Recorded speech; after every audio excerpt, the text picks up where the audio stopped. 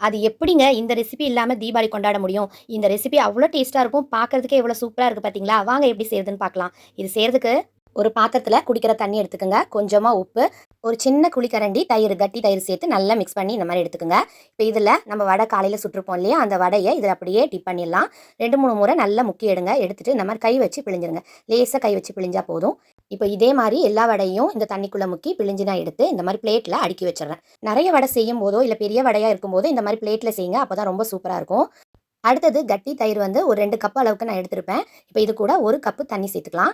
நல்லா மிக்ஸ் பண்ணிக்கணும். கட்டி இல்லாம நல்லா மிக்ஸ் பண்ணிக்கோங்க.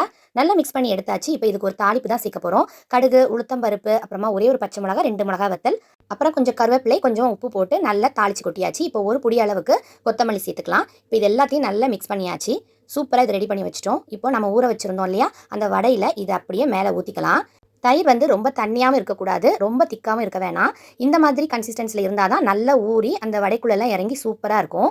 இத ஒரு 10 நிமிஷத்துக்கு அப்படியே விட்டுருங்க.